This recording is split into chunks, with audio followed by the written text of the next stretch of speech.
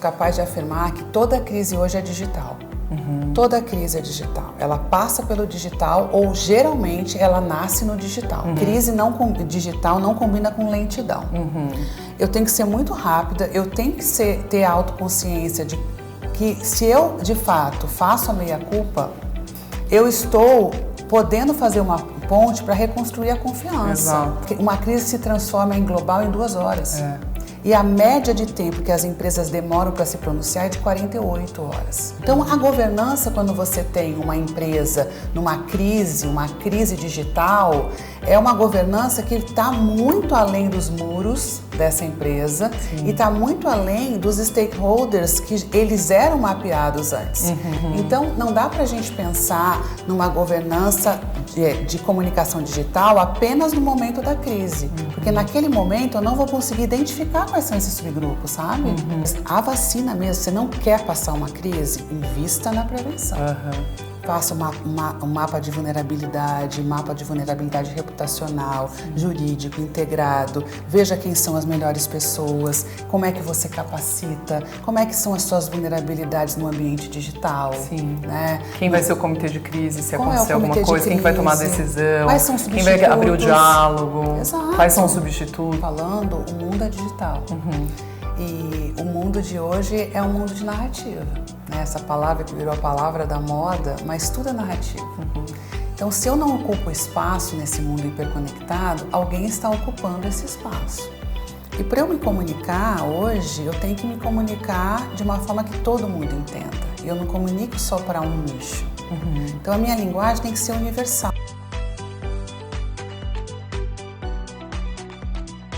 Olá pessoal, sejam muito bem-vindos ao primeiro episódio do nosso Digital Talks. A gente está começando essa jornada tendo em vista que a gente criou uma nova área aqui no escritório de negócios digitais. Esse mercado de negócios digitais vem crescendo assustadoramente nos últimos anos e a ideia aqui é trazer convidados que respiram e transpiram esse mercado. E como minha primeira convidada muito especial, eu estou aqui com a Patrícia Marins. Tudo bem, Patrícia? Tudo bem, Renata. Obrigada pelo convite, adorei. Seja muito bem-vinda. Obrigada. A Patrícia ela é especialista em gestão de reputação e influência, comunicação integrada e posicionamento de imagem. É fundadora da Oficina Consultoria, que foi eleita 3 vezes a melhor agência de comunicação corporativa no Brasil. Patrícia, a gente vai falar nesse primeiro episódio aqui do nosso Digital Talks sobre governança nos tempos da era digital, né? E quando a gente fala de governança, normalmente a gente pensa naquela governança clássica das empresas, dentro de casa, das diretorias, dos conselhos. E o que a gente vê é um movimento dessa governança se estendendo para fora dos muros da empresa, dado essa era digital, né? E muitas vezes, em tempo real, você tem que estar trabalhando com essa governança, né? Diz pra gente, na prática, o que mudou? A gente pode dizer que o risco de uma má governança está mais fragmentado hoje ou não? Com certeza, Renata. A gente está vivendo a era da hiperconexão. Então, aquilo que a gente ouvia dizer, né, que é uma aldeia global, isso se transformou, na realidade, em micro segmentos de uma aldeia global.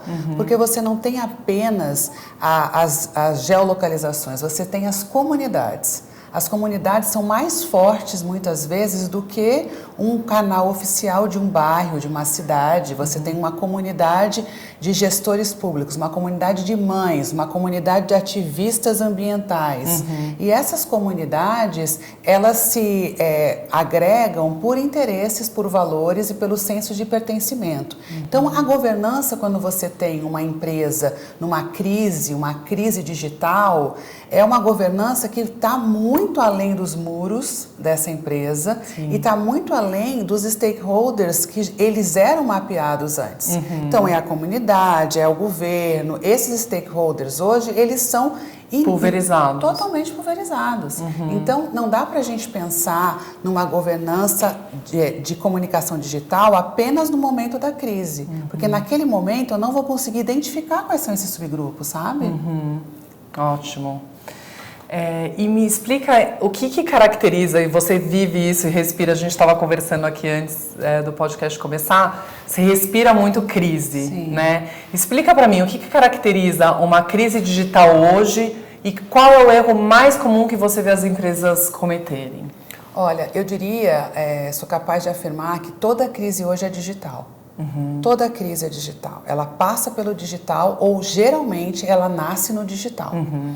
É um post mais mal publicado, é uma situação... Uma palavra usada de forma equivocada. Ou um desrespeito de uma autoridade com uma pessoa, ou de uma marca, de um fornecedor, ou um influenciador que fez uma bobagem, ou resgatar o que no passado ele tinha uma conduta que não tinha nada a ver com a marca que hoje ele está trabalhando, resgatam aquilo e é digital. E geralmente o pecado capital mais conhecido, né? A gente até no meu livro eu coloco os pecados capitais mais críticos dessa era digital.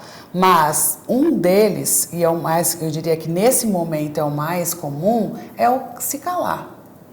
As pessoas acham que como a gente está vivendo um mundo da incerteza, onde você tem uma crise atropelando a outra, que a minha crise vai ser esquecida. Rapidinho ela vai ser esquecida. No dia seguinte já tem uma notícia já tem nova. Outra, porque eu vou falar, aí quem não sabe vai saber porque eu estou me posicionando. Só que a gente tem que entender que hoje estar nas redes significa diálogo. Então se eu estou na rede social e na hora que estão me afetando eu me calo, eu não estou dialogando. Então demonstra ali que eu tenho, na realidade, um propósito que não é autêntico, eu não estou sendo coerente. Então esse é um grande risco. E eu sei que é uma quebra de braço, muitas vezes, que a gente tem, né, com o aconselhamento jurídico, quando não há essa visão do aconselhamento jurídico de governança digital. Por isso que eu acho muito interessante essa bandeira que vocês estão levantando, né, de toda a complexidade hoje que o direito digital traz, porque não é algo simplesmente em que está determinado, que há jurisprudências, você tem muitos fatores externos afetando essa decisão para eu falo ou não falo, eu me calo. E eu acho que o se calar, o que eu percebo muito, principalmente no mercado brasileiro, eu que já trabalhei com o mercado estrangeiro, já fui advogada lá fora, as empresas hoje brasileiras, elas tendem ou a se calar ou... Quando erram, dificilmente assumir a culpa, né? E a gente vê isso sendo feito de forma diferente em países mais desenvolvidos, onde as empresas preferem assumir a culpa e remediar logo o problema para tentar mitigar a proporção que esse problema toma. E o brasileiro, talvez por cultura corporativa, dificilmente você vê empresas se posicionando com relação à culpa. O famoso erramos e como que a gente conserta. E eu acho que isso é uma cultura que tem que ser construída ainda no Brasil, pelo menos essa é a percepção que eu tenho, né? Então, e o famoso cala consente aqui no Brasil, então você fica em silêncio, você está consentindo com o ponto de vista que está saindo. A importância do posicionamento é você passar a sua versão e muitas vezes falar, olha, erramos mesmo e já tomamos medidas para corrigir, não é? Eu acho que assim, hoje o mundo é feito, a comunicação hoje, ela não é certinha, ela não é bonitinha. O que dá like não é aquela coisa super produzida, é a gente ser quem a gente é. E a gente é ser humano, a gente erra. A gente erra como gestor, a gente erra como pai, a gente erra como tudo. Então, essa história de que eu nunca vou errar, sabe, nem Jesus Cristo, né? Não tem essa. Então, a gente tem que, sim, ser muito rápido, né? Crise digital não combina com lentidão. Eu tenho que ser muito rápida, eu tenho que ter a autoconsciência de que se eu, de fato, faço a meia-culpa, eu estou podendo fazer uma ponte para reconstruir a confiança. Né? Então, imagina uma montadora que teve um problema. Recall, por exemplo. E aí, meu Deus, agora acabei de lançar tem um carro avisar novo, que vai tem ter que um avisar, recall. eu vou esconder, não, eu vou avisar só para aquelas pessoas e tal. Então, assim, não dá mais para esconder, não tem nada mais que fica escondido. Então, eu tenho que ser muito rápido e dizer, olha, erramos, tem um recall vindo aí, e nós assumimos o compromisso de... Então, falar e assumir compromisso. Não é simplesmente falar, olha, eu errei. Não, eu errei e vou remediar como? Né? E principalmente as grandes empresas, sabe, Renata? Porque assim, como é que eu vou saber que um funcionário meu está sendo racista? Exato. Ele está recebendo manual antirracista, treinamento, mas eu não controlo. Claro. Agora, se eu sei, eu tenho que coibir e tenho que assumir um compromisso Exatamente. de resolver essa parada, entende? Exatamente. Então, eu acho que esse é um ponto que ainda é tabu no Brasil. A gente acha feio dizer que a gente errou. Exatamente. Mas é a era da hiperconexão, é a era em que uma crise, a gente falava antes de gravar, que uma crise se transforma em global em 2 horas. E a média de tempo que as empresas demoram para se pronunciar é de 48 horas. Então, assim, tem um descompasso ali, que ali já era, a Inês é morta, sabe? Já virou, já viralizou. Então, a gente tem que ser rápido, a gente tem que ser assertivo, tem que assumir o erro e tem que gerar compromisso. Eu acho que crise é oportunidade para mudança. Exatamente. Né? E fortalecimento de marca também, né? E você disse no começo aqui da nossa conversa que uma crise digital, ela começa a se preparar para uma crise digital, né? Ou enfrentar uma crise digital, ela começa bem antes da crise acontecer. Como que você vê hoje as empresas brasileiras se preparando do ponto de vista de compliance, né, de governança e de preocupação sobre esse tema, e você que lida com milhares de empresas, né, vivendo, enfrentando essas crises diariamente, você acha que as empresas hoje elas estão mais preocupadas e estão tomando atitudes prévias, estão se precavendo estão se preparando para? Como que você vê isso? Infelizmente, a cultura brasileira, ela traz um traço de uma cultura de um país que nunca viveu uma guerra. Os países que já viveram guerra, por exemplo, se você pegar uma cultura de uma empresa americana, uma empresa alemã, elas têm já, naturalmente, anualmente, treinamento de crise, manual de crise, política de crise e tal. No Brasil, as empresas que se preocupam com isso, geralmente são as que viveram uma crise. Então, se eu vivi uma grande crise, tive um arranho reputacional, um dano reputacional, jurídico, meu passivo jurídico aumentou, então aí sim eu vou investir na prevenção. Ou seja, levou a picada e começa Aí eu compro soro, eu compro remédio, eu começo a usar na bolsa um antialérgico, sabe? E eu falo isso assim, porque eu sou mãe e os filhos do meio, assim, o caçula e a do meio estudou 10 anos nos Estados Unidos e o caçula não. Essa que estudou 10 anos nos Estados Unidos, ela tinha treinamento de terrorismo, tudo, bombeiro, terremoto, o tempo inteiro, no high school, na faculdade e tal. O caçula nunca. Não viveu isso. Então, assim, se você está preparado para o que vai acontecer no terremoto, eu sei se eu vou num bunker, se eu grito, se eu mando mensagem para alguém e tal. Agora, se eu não sei, como é que eu vou reagir? E a gente esquece que eu só gerencio crise na hora que está tudo bem. Na hora que está tudo bem, eu estou construindo relacionamento, eu estou mostrando quem eu sou. A vacina da crise é quando está tudo bem. Né? Então, não é na hora eu vou dar um shapezinho ali, eu vou ajudar a mitigar o dano, né? E eu vou construir o compromisso do pós-crise. Mas a vacina mesmo, você não quer passar uma crise, invista na prevenção. Faça um mapa de vulnerabilidade reputacional, jurídico, integrado. Veja quem são as melhores pessoas, como é que você capacita, como é que são as suas vulnerabilidades no ambiente digital. Né? Quem vai ser o comitê de crise se acontecer alguma coisa? Quem vai tomar a decisão? Quais são os substitutos? Quem vai abrir o diálogo? Exato. Quais são os substitutos? Exatamente. Porque tudo acontece. Eu estava numa crise absurda outro dia com uma multinacional e o comitê de crise dizia que o líder é o CEO. E ele estava de férias. Primeiro que assim, líder de crise não é o CEO. O CEO tem que trabalhar na hora que a empresa tem crise, certo? Ele tem que continuar batendo meta, gerando resultado, enfim. Então, esse cara que não é o CEO, ele tem que ter autonomia para tocar, alçada decisória e ele tem que ter um backup.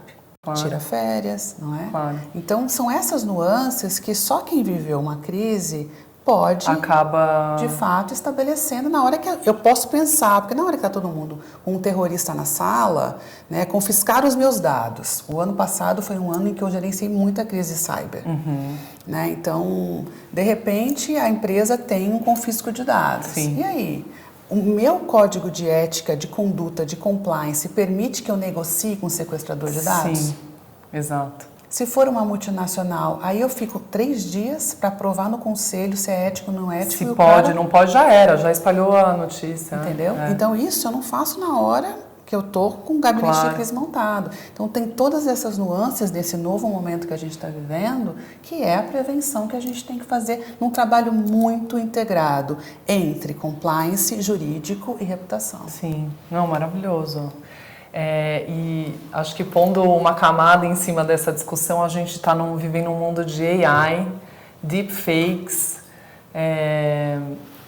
notícias tendenciosas, o que é certo, o que é errado, se a pessoa realmente falou isso, não falou. Como lidar, além da crise real, né? Vamos supor que a companhia realmente errou, teve um problema, a gente ainda tem que lidar se a informação que está sendo passada no digital, ela é verídica ou não, se ela foi construída ou não. Como é que lida com o deepfake, como é que lida com a AI, né? No mundo de compliance, assim, das empresas. Eu acho que está todo mundo tentando descobrir, não tem uma receita ainda, né? Porque a cada momento você tem um degrau mais de submundo das deepfakes. Outro dia uma pessoa me mostrou um vídeo que eu tinha certeza que era de alguém que eu conheço e a pessoa estava fazendo uma brincadeira e eu levei um susto. É impressionante, Então a gente tem recebido, né? As pessoas têm caído em muito golpe bancário, financeiro por conta dessas situações também, né? O volume de golpes financeiros é muito grande por conta das deepfakes. Então, eu acho que não tem ainda uma receita. O que tem, o que eu posso dizer é que a gente o maior risco que a gente tem hoje no mundo é a desinformação. O Fórum Econômico Mundial colocou isso em Davos do ano retrasado como o maior mal da década. E a desinformação é a manipulação. Claro. Então, eu tenho a intenção deliberada de manipular você por meio dessa informação que muitas vezes não é precisa, ela é inconsistente e não necessariamente o que se chama de fake news. Eu não gosto, como jornalista, de usar esse termo fake news porque eu acredito que se é fake não pode ser notícia. Sim, exatamente. Notícia é o relato preciso de um fato que aconteceu, então não pode ser fake, né? Mas, enfim, aquilo que, inclusive, é algo que a gente tem que combater esse léxico. Né? Porque as pessoas falam de fake news, eu estou, na realidade... Não é news, né? Não é Se news, é fake, não é news. Eu estou, na realidade, criando algo para o jornalismo, que o jornalismo é fake, sabe? Exato. O jornalismo correto não faz fake news. Exato. Então, assim, eu acabo criando aí também, eu dou coro a essa manipulação contra a imprensa. Sim. Né? Mas o fato eu tenho que saber aonde me informar. Eu tenho que buscar informações críveis, né? Eu tenho que saber o que é fato oficial. Exato. Eu tenho muita gente falando, na hora da crise eu gravo um vídeo e eu solto um vídeo. Não faça só isso. Você tem que colocar no canal oficial, você tem que ter um texto, porque alguém vai soltar isso no WhatsApp e alguém vai falar, não, esse vídeo não é verdadeiro, esse vídeo é de AI. Tanto que na pandemia, que a gente viveu aquele grande momento, né, de alucinação do mundo, de desinformação e tal... O que a gente percebeu? O aumento do índice de visitas aos sites oficiais. Porque a informação que circulava ela era tão descreditada que você tinha que entrar. Quem entrava antes no site da OMS? Exato. No Ministério da Saúde. Para ver os números, para ver, exato. Né? Então, eu acho que assim, tem um informar onde as pessoas se informam, o que elas podem buscar de curadoria crível, né? Quem é a pessoa que ela deve seguir, quem você segue para ser ouvido, né? Checar de fato se essa informação é verdadeira e não simplesmente compartilhar. Essa repassagem também, as pessoas recebem, isso eu fico bem chocada, assim, que recebem por WhatsApp ou nas redes sociais. E é repassar sem checar a fonte, né? É uma coisa impressionante, assim, ela assume como verdadeiro aquilo e não checa se vem de uma fonte fiel e da onde que vem. Às vezes são jornais que você nem... Né, sites que você nem nunca ouviu falar, né, que estão plantando a notícia. E no WhatsApp, né? E como hoje, nessa crise de confiança que a gente está vivendo, né, as pessoas não confiam em nada, né? Assim, eu estava vendo o índice de confiança da Fundação Getúlio Vargas, que anualmente eles divulgam, e o ano passado foi o pior índice de confiança. em todas as instituições brasileiras. Então é na igreja, nas instituições públicas, é em todo mundo. As pessoas estão nesse fosso. O brasileiro está desconfiado. De tudo, né? Então essa questão dessa incerteza que a gente está vivendo, a polarização, essa sensação de fim de mundo, gera desconfiança. E aí, aonde eu confio? Eu confio no grupinho do Zap. No núcleo perto de mim ali, da né? família. E o grupo da família, gente, de verdade, toma cuidado, porque tem maior desinformação. Não é? As pessoas acham que elas o tio que passa. É o tio do Zap. É o tio do Zap, que vai repassando as notícias, que vai recebendo. Então a gente tem que tomar cuidado. E aí de repente, a gente também está sendo massa de manobra dessa manipulação. Sim, sem dúvida. Então eu não tenho resposta para você. A única coisa que eu posso dizer é que o que a gente pode fazer para evitar é tomar muito mais cuidado com onde a gente se informa. Sim. Buscar de fato fontes oficiais. E quando está passando por uma crise, uma empresa, por exemplo, eu tive um recall do carro que eu tenho, né? Entrar no site da empresa, checar, né, fontes fiéis, eu falei assim, não, então tá, realmente a empresa fez um recall, porque às vezes é um golpe, né, traz aqui o carro no lugar tal para fazer alguma substituição, uma atualização do sistema e no final, então eu acho que a gente tem que tomar cuidado mesmo de saber onde está se comunicando, né? Sim, é a curadoria, né, você tem hoje, a gente enquanto cidadão global, nesse mundo hiperconectado, a gente também tem que ter o olhar do curador. Né? Eu não posso, assim, ficar consumindo lixo, consumir de uma fonte que eu não sei, sabe? Dar permissão para qualquer pessoa me mandar informação. A gente fica horas no Instagram achando que aquelas informações são tudo verdadeiras. verdadeiro, exatamente. Né? E nisso as pessoas caem muito golpe. Né? E aí eu acho que para a gente encerrar aqui, a gente falou muito de crise, de problemas no mundo digital, mas as empresas, né, a tua orientação para as empresas, a gente aqui no escritório, por exemplo, a gente está bastante agora nas redes sociais, fazendo podcast, se manifestando, trazendo informação, foi uma decisão do escritório ir às redes sociais, né?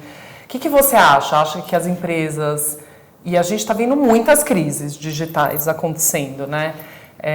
Você ainda incentiva as empresas a esse diálogo aberto? Por exemplo, posicionamento, a gente discute muito aqui no escritório posicionamentos filosóficos até, né? Você vai se posicionar sobre um tema, não vai se posicionar sobre outro. O escritório, como instituição, deveria se posicionar sobre algum tema específico.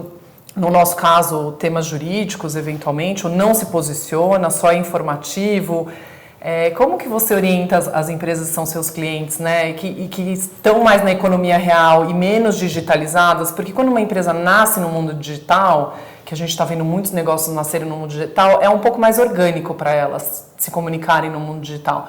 Mas quando você pega negócios mais da economia real mesmo, a indústria, escritórios de advocacia, questões mais formais, né, negócios mais formais que estão acostumados com um dia a dia mais presencial e menos online, o que você falaria para esse grupo de pessoas que está aderindo ao mundo digital, né, mas tem muitas dúvidas ainda sobre como se posicionar no mundo digital? Eu faço uma linguagem mais coloquial, a gente discute muito aqui que linguagem que eu uso no mundo digital. A gente está fazendo, inclusive, aqui conversando com o pessoal, um fundo mais agradável e menos sisudo do que a sala de reunião aqui do escritório, né?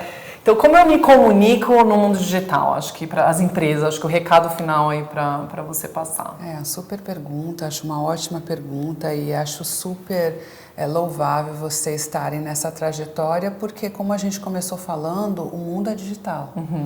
E o mundo de hoje é um mundo de narrativa. Né? Essa palavra que virou a palavra da moda, mas tudo é narrativo.